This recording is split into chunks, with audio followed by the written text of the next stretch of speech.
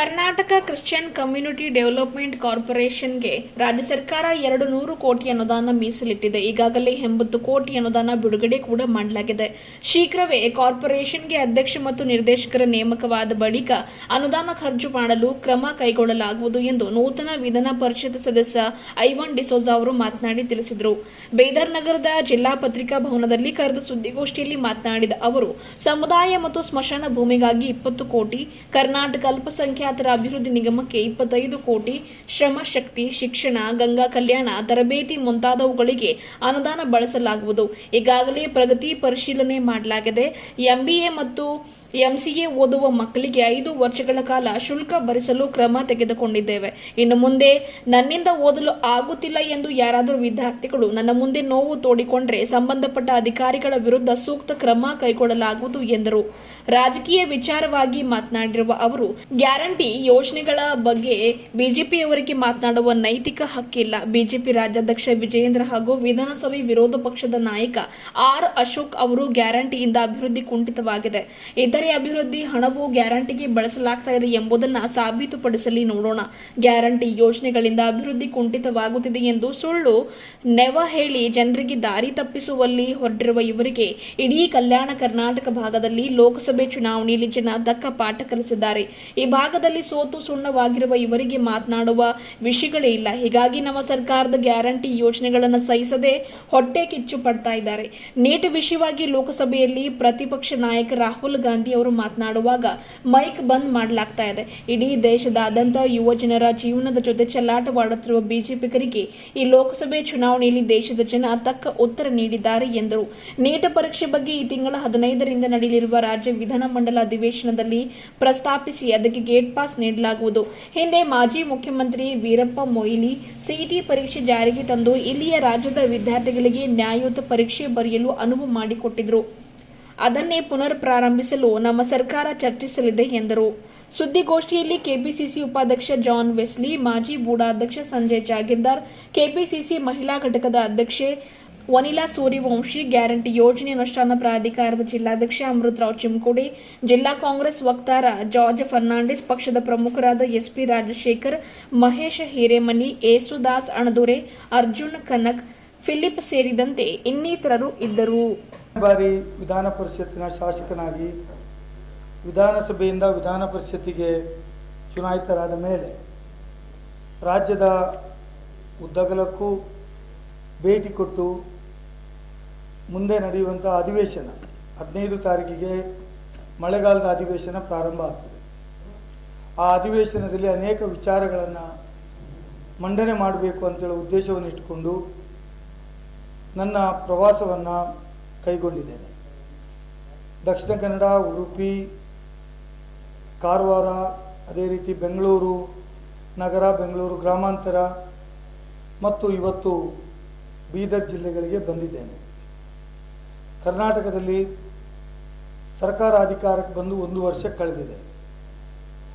ಕರ್ನಾಟಕ ಕ್ರೈಸ್ತ ಸಮುದಾಯಕ್ಕೋಸ್ಕರ Karnataka Christian community development corporation ಇದರ ನೋಂದಾವಣಿ ಆಗಿ ಕೇಂದ್ರ ಸರ್ಕಾರದ ಮಿನಿಸ್ಟ್ರಿ ಆಫ್ ಕಾರ್ಪೊರೇಟ್ ಅಫೇರ್ಸ್ ಇಲ್ಲಿ ನೋಂದಾವಣಿ ಮಾಡಲಾಗಿದೆ. ಹಾಗಾಗಿ ಇನ್ನು ಕೆಲವೇ ದಿನಗಳಲ್ಲಿ Karnataka Christian community development corporation limited ಇದಕ್ಕೆ ನೂತನ ಅಧ್ಯಕ್ಷರು ಮತ್ತು ನಿರ್ದೇಶಕರುಗಳನ್ನು ನೇಮಕ ಮಾಡಲು ರಾಜ್ಯ ಸರ್ಕಾರ ತೀರ್ಮಾನಿಸಿದೆ.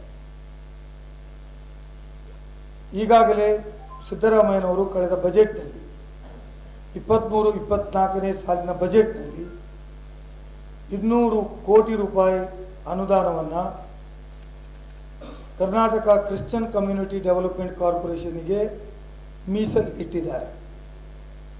ಇದರಲ್ಲಿ ಸುಮಾರು 80 ಕೋಟಿ ರೂಪಾಯಿ ಈಗಾಗಲೇ ಬಿಡುಗಡೆ ಮಾಡಲಾಗಿದೆ. ಕಾರ್ಪೊರೇಷನ್ ಅಧ್ಯಕ್ಷರು ಮತ್ತು ಉಪಾಧ್ಯಕ್ಷರು ಜಾರಿಗೆ ಬಂದ ಮೇಲೆ ಆ ದುಡ್ಡನ್ನು ವಿನಿಯೋಗ ಮಾಡೋದ್ರ ಜೊತೆಗೆ ಈಗ ಕ್ರಿಶ್ಚಿಯನ್ ಡೆವಲಪ್ಮೆಂಟ್ ಕೌನ್ಸಿಲ್ ನಾನು ಸದಸ್ಯನಿದ್ದೇನೆ. KJ ಜಾರ್ಜ್ ಅವರು ಅದರ ಅಧ್ಯಕ್ಷರಾಗಿದ್ದಾರೆ. ಇದಕ್ಕೆ 85 ಕೋಟಿ ರೂಪಾಯಿಯನ್ನು ಬಿಡುಗಡೆ ಮಾಡಿದ್ದಾರೆ. ಸುಮಾರು 40 ಕೋಟಿ ರೂಪಾಯಿ ಕಮಿಟೆಡ್ ಎಕ್ಸ್ಪೆಂಡಿಚರ್, ಅಂದರೆ ಕನ್ನಡದಲ್ಲಿ ಹೇಳಬೇಕಾದ್ರೆ ಬದ್ಧ ಹೊಣೆಗಾರಿಕೆಗಳು, ಇದಕ್ಕೆ ಮೀಸಲಿಟ್ಟಿದ್ದೇವೆ. 20 ಕೋಟಿ ರೂಪಾಯಿ ಹೊಸ ಪ್ರಪೋಸಲ್ಸ್ಗಳು, ಚರ್ಚ್ ರಿಪೇರಿ, ಕಂಪೌಂಡ್ ವಾಲ್ ಹಾಕುವಂಥದ್ದು, ಸ್ಮಶಾನಗಳ ಅಭಿವೃದ್ಧಿ ಅಥವಾ ಸಮುದಾಯ ಭವನ ರಚನೆ, ಇದಕ್ಕೆ ಮೀಸಲಿಟ್ಟಿದ್ದೇವೆ. ಮತ್ತು ಉಳಿದ 25 ಕೋಟಿ ರೂಪಾಯಿ Karnataka minority development corporation KMDC, ಇದಕ್ಕೆ ವಿದ್ಯಾಭ್ಯಾಸಕ್ಕೆ, ಅರಿವು ಯೋಜನೆಗೆ, ವಿದ್ಯಾಭ್ಯಾಸ ಸಾಲ ಮತ್ತು ಶ್ರಮಶಕ್ತಿ ಯೋಜನೆ, ವೃತ್ತಿ ಪ್ರೋತ್ಸಾಹ ಯೋಜನೆ, ಗಂಗಾ ಕಲ್ಯಾಣ, ವಿದೇಶಿ ವಿದ್ಯಾಭ್ಯಾಸ ಸಾಲ ಯೋಜನೆ, ಸಮುದಾಯ ಆಧಾರಿತ ತರಬೇತಿ ಯೋಜನೆ, ಇದಕ್ಕೆ 25 ಕೋಟಿ ರೂಪಾಯಿಗಳನ್ನು ಮೀಸಲಿಟ್ಟಿದ್ದೇವೆ. This is Christian community development corporation ಜಾರಿಗೆ ಬರುವ ತನಕ. ಸೊ ಈ ಹಿನ್ನೆಲೆಯಲ್ಲಿ ಈ ಎಲ್ಲ ಕಾರ್ಯಕ್ರಮಗಳು ಸಸೂತ್ರವಾಗಿ ನಡೆಸ್ತಾ ಇದ್ದಾರಾ ಇಲ್ಲ ಅಂತೇಳುವುದನ್ನು ಇವತ್ತು ಬೆಳಿಗ್ಗೆ ಅಲ್ಪಸಂಖ್ಯಾತ ಕಲ್ಯಾಣ ಇಲಾಖೆಯಲ್ಲಿ ಪ್ರಗತಿಯನ್ನು ಪರಿಶೀಲನೆ ಮಾಡಿದ್ದೇನೆ. ಮತ್ತು ವಿದ್ಯಾಭ್ಯಾಸಕ್ಕಾಗಿ ಯಾರು ಅಲ್ಪಸಂಖ್ಯಾತ ಕ್ರೈಸ್ತ ಸಮುದಾಯದ ವಿದ್ಯಾರ್ಥಿಗಳು engineering, medical, MBA, MCA, MTech, MD ಈ ಥರ ಇದಕ್ಕೆಲ್ಲ ಶಿಕ್ಷಣಕ್ಕೆ ಹೋಗ್ತಾರೆ, ಅವರಿಗೆ ಹುಡುಕಿ ಅವರ CETಯಲ್ಲಿ ಸೀಟು ಅವರಿಗೆ ಸಿಕ್ಕಿದ ಕೂಡಲೇ ನಾವೇ ಅವರ 5 ವರ್ಷಗಳ ಫೀಸನ್ನು ನೇರವಾಗಿ KTA Karnataka KET Karnataka education tribunal ಮುಖಾಂತರ ಕಟ್ಟಲಿಕ್ಕೆ ಕ್ರಮವನ್ನು ತೆಗೆದುಕೊಳ್ತಾ ಇದ್ದೇವೆ. ಅದಕ್ಕೆ KMDC ಅಧಿಕಾರಿಗಳಿಗೆ ನಾನು ಸೂಚನೆ ನೀಡಿದ್ದೇನೆ. ಯಾರ್ಯಾರು ವಿದ್ಯಾರ್ಥಿಗಳಿಗೆ ಫೀಸ್ ಕಟ್ಟಲಿಕ್ಕೆ ಆಗೋದಿಲ್ಲ, ಯಾರ್ಯಾರು ವಿದ್ಯಾರ್ಥಿಗಳು ಬಡತನ ರೇಖೆಯಿಂದ ಕಡಿಮೆ ಇದ್ದಾರೆ, ಅವರನ್ನು ಕಾಲೇಜುಗಳಿಗೆ ಹೋಗಿ ಹುಡುಕಿ ಅವರನ್ನು ತಂದು ಅವರಿಗೆ ಈ ಯೋಜನೆಯ, ಅರಿವು ಯೋಜನೆಯ ಪ್ರಯೋಜನವನ್ನು ಕೊಡಬೇಕು ಅಂತ ಹೇಳುವುದನ್ನು ನಿರ್ದೇಶನವನ್ನು ಕೊಟ್ಟಿದ್ದೇನೆ. ಹಾಗಾಗಿ ಯಾರೂ ದುಡ್ಡಿಲ್ಲ, ಹಾಗೆ ನಾನು ಇಂಜಿನಿಯರಿಂಗ್ ಓದುವುದಿಲ್ಲ, ದುಡ್ಡಿಲ್ಲ ನಾನು MBA ಓದುವುದಿಲ್ಲ, ದುಡ್ಡಿಲ್ಲ BSc ನರ್ಸಿಂಗ್ ಮಾಡೋದಿಲ್ಲ, ದುಡ್ಡಿಲ್ಲ MCA ಮಾಡೋದಿಲ್ಲ ಅಂತ ಹೇಳುವುದನ್ನು ಒಂದು ವಿದ್ಯಾರ್ಥಿಯೂ ಹೇಳಬಾರ್ದು ಅಂತ ಹೇಳುವುದ ಖಡಕ್ ಸೂಚನೆಯನ್ನು ಅಧಿಕಾರಿಗಳಿಗೆ ನೀಡಿದ್ದೇನೆ. ಅಧಿಕಾರಿಗಳ ಮೇಲೆ ಕ್ರಮ ತೆಗೆದುಕೊಳ್ಬೇಕಾಗ್ತದೆ ಅಂತ ಹೇಳುವುದನ್ನು ಹೇಳಿದ್ದೇನೆ. ಯಾಕಂದರೆ ನಾವು ಕೊಟ್ಟಿರ್ತಕ್ಕಂಥ 25 ಕೋಟಿ ರೂಪಾಯಿ ಏನಿದೆ ಅದು ಅವರ ಫೀಸ್ ಕಟ್ಟಲಿಕ್ಕೆ ಕೊಟ್ಟಿರ್ತಕ್ಕಂಥ ದುಡ್ಡು. ತಂದೆ ತಾಯಿಯವರಿಗೆ ತಮ್ಮ ಹೊಣೆಗಾರಿಕೆಯಿಂದ ಕಡಿಮೆ ಮಾಡಿ ಸರ್ಕಾರ ಅವರ ಪರವಾಗಿ ಫೀಸನ್ನು ಕಟ್ಟಿ ಉತ್ತಮ ವಿದ್ಯಾಭ್ಯಾಸವನ್ನು ಪಡೆಯಲಿಕ್ಕೆ ಅವಕಾಶವನ್ನು ಮಾಡಿಕೊಡಬೇಕು ಅಂತ ಹೇಳುವುದನ್ನು ಹೇಳಿದೆ. ಇದು ಒಂದು ಭಾಗ. ರಾಜ್ಯದಲ್ಲಿ ಸರ್ಕಾರ ಅಧಿಕಾರದಲ್ಲಿದೆ. BJPಯವರು ಕಲ್ಯಾಣ ಕರ್ನಾಟಕದಲ್ಲಿ ಸಂಪೂರ್ಣವಾಗಿ ಸೋತು ಸುಣ್ಣ ಆಗಿದ್ದಾರೆ ಪಾರ್ಲಿಮೆಂಟ್ ಚುನಾವಣೆಯಲ್ಲಿ. ಅವರಿಗೆ ಇವತ್ತು ದೇಶದ ಮುಂದೆ ಅಂದರೆ ಮೋದಿ ಮುಂದೆ ಹೋಗಿ ನಿಲ್ಲುವ ಗೌರವ ಇಲ್ಲ. ಅವರು ಬಯಸಿದ್ದೊಂದು, ಮತದಾರರು ಅವರ ವಿರುದ್ಧವಾದ ತೀರ್ಮಾನವನ್ನು ಕೊಟ್ಟರು. ಇಡೀ ದೇಶದಲ್ಲಿ BJPಯ ವಿರುದ್ಧವಾದ ತೀರ್ಮಾನ ಕಳೆದ ಲೋಕಸಭಾ ಚುನಾವಣೆಯಲ್ಲಿ ಬಂದಿದೆ. ಹಾಗಾಗಿ BJPಯವರು ಈಗ ಕಾಂಗ್ರೆಸ್ನವರ ಮೇಲೆ, ಸರ್ಕಾರದ ಮೇಲೆ ಸುಳ್ಳು ಸುದ್ದಿಗಳನ್ನು ಹಬ್ಬಿಸುವಂಥ ಕೆಲಸವನ್ನು ಮಾಡ್ತಾ ಇದ್ದಾರೆ. ಅದು ಅವರು ಹೇಳುವಂಥದ್ದು, ನಾವು ಗ್ಯಾರಂಟಿ ಯೋಜನೆಗಳನ್ನು ನಿಲ್ಲಿಸ್ತೇವೆ,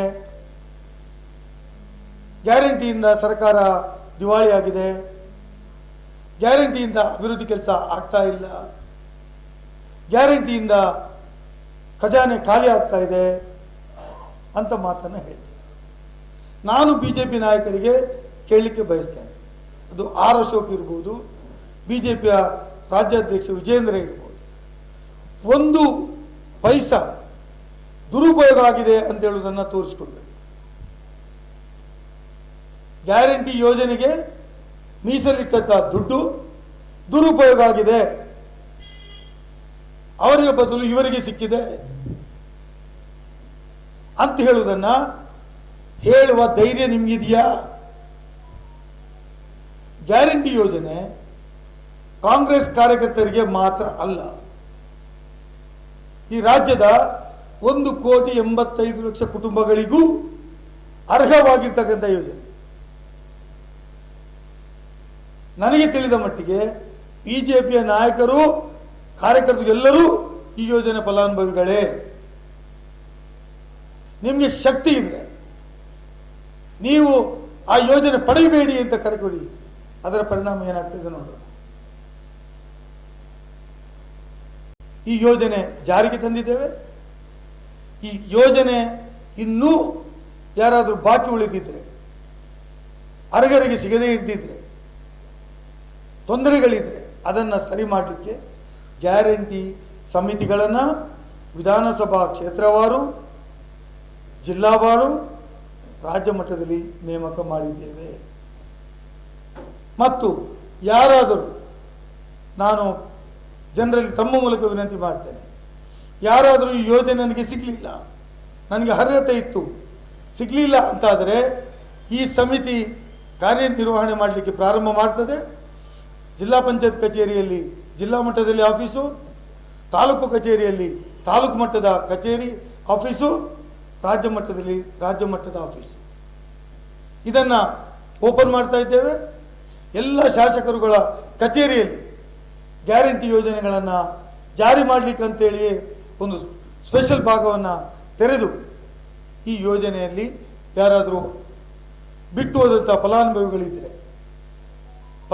ಸಿಗಬೇಕಾಗಿದ್ದರೆ ಅಂಥವರಿಗೆ ಕೊಡುವಂತಹ ಕ್ರಮವನ್ನು ತೆಗೆದುಕೊಳ್ತೇವೆ. ಹಾಗಾಗಿ BJPಯ ಹೇಳಿಕೆಯಿಂದ ಯಾವುದೇ ಬಲ ಇಲ್ಲ, ಸುಳ್ಳು ಹೇಳಿಕೆಯನ್ನು ಕೊಡ್ತಾ ಇದ್ದಾರೆ. ಹೊಟ್ಟೆ ಕಿಚ್ಚಿಗೆ ಮದ್ದಿಲ್ಲ. BJPಯವರು ಹೊಟ್ಟೆ ಕಿಚ್ಚು. ಎಲ್ಲ ಮನೆಗಳಿಗೆ ಹೋದಾಗ ಹೇಳ್ತಾರಲ್ಲ, ನಮ್ಗೆ 2,000 ರೂಪಾಯಿ ಬಂದಿದೆ, ನಮ್ಗೆ ಎಲೆಕ್ಟ್ರಿಸಿಟಿ ಫ್ರೀ ಆಗಿದೆ, ನನ್ನ ಮಗನಿಗೆ ಕೆಲಸ ಇಲ್ಲ ಅವರಿಗೆ ಸ್ಟೈಪೆಂಡ್ ಬರ್ತದೆ, ಬಸ್ಸಲ್ಲಿ ಫ್ರೀ ಹೋಗ್ತೇನೆ. ಇದೆಲ್ಲ ಸಹಿಸ್ಲಿಕ್ಕಾಗಲ್ಲ. ಅದಕ್ಕೆ ಸಹಿಸ್ಲಿಕ್ಕಾಗದವನಿಗೆ ನಾವೇನು ಮಾಡಲಿಕ್ಕಾಗುತ್ತೆ?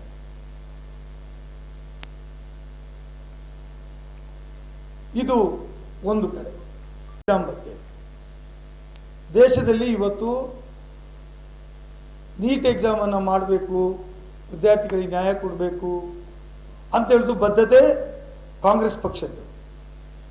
ವೀರಪ್ಪ ಮೊಯ್ಲಿ ಅವರು ರಾಜ್ಯದ ಮುಖ್ಯಮಂತ್ರಿ ಇದ್ದಾಗ CETಯನ್ನು ದೇಶದಲ್ಲಿಯೇ ಪ್ರಥಮ ಬಾರಿ ಜಾರಿಗೆ ತಂದು ಬಡವರ ಮಕ್ಕಳು ಇಂಜಿನಿಯರಿಂಗು, ಮೆಡಿಕಲು, ಪ್ರೊಫೆಷನಲ್ ಕೋರ್ಸ್ಗೆ ಹೋಗಲಿಕ್ಕೆ ಅವಕಾಶ ಮಾಡಿಕೊಟ್ಟದ್ದು ಕರ್ನಾಟಕ ಪ್ರಥಮ.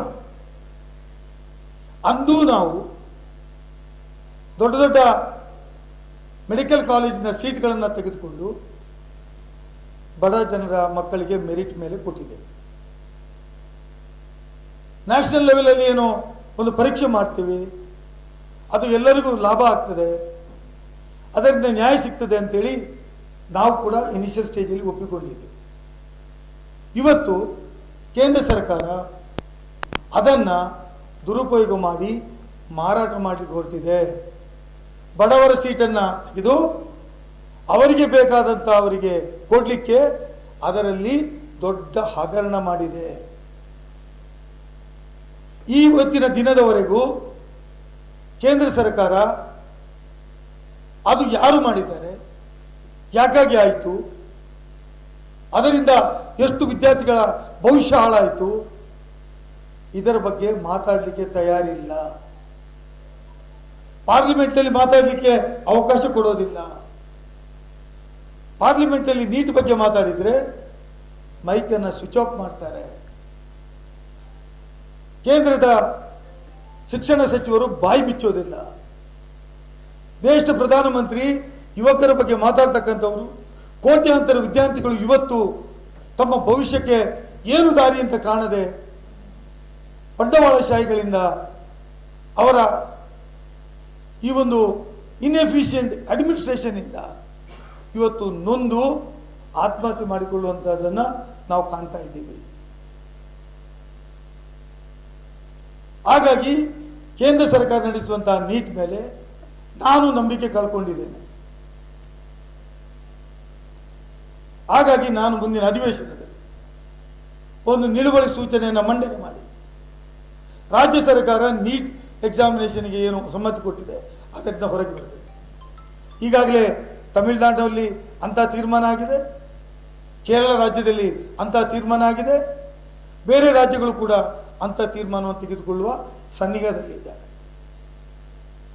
ನಾನು ವಿಧಾನ ಪರಿಷತ್ನಲ್ಲಿ ಇದರ ಮಂಡನೆ ಮಾಡಿ ಕಾಂಗ್ರೆಸ್ ಪಕ್ಷ ಕೂಡ, ಕಾಂಗ್ರೆಸ್ ಸರ್ಕಾರ, ಕರ್ನಾಟಕ ಸರ್ಕಾರ ಈ ಒಂದು ನೀಟ್ ಎಕ್ಸಾಮ್ನಿಂದ ಹೊರಗೆ ಬರಬೇಕು, ನಾವೇ ಎಕ್ಸಾಮಿನೇಷನ್ ಕಂಡಕ್ಟ್ ಮಾಡಿ ವಿದ್ಯಾರ್ಥಿಗಳಿಗೆ ಮೆರಿಟ್ ಮೇಲೆ ನ್ಯಾಯವನ್ನು ಕೊಡಬೇಕು ಅಂತ ಹೇಳೋದಕ್ಕೆ ನಾವು ಒಂದು ನಿಲುವಳಿ ಸೂಚನೆಯನ್ನು ಮುಂದಿನ 15 ತಾರೀಕಿನ ನಡೆಯತಕ್ಕಂಥ ಅಧಿವೇಶನದಲ್ಲಿ ಮಂಡನೆ ಮಾಡಿ ಎಲ್ಲರೂ ಚರ್ಚೆ ಮಾಡಲಿಕ್ಕೆ ಅವಕಾಶ ಕೊಡಬೇಕು ಅಂತ ತೀರ್ಮಾನವನ್ನು ಮಾಡಿದ್ದೇನೆ. As a member of Karnataka legislative council.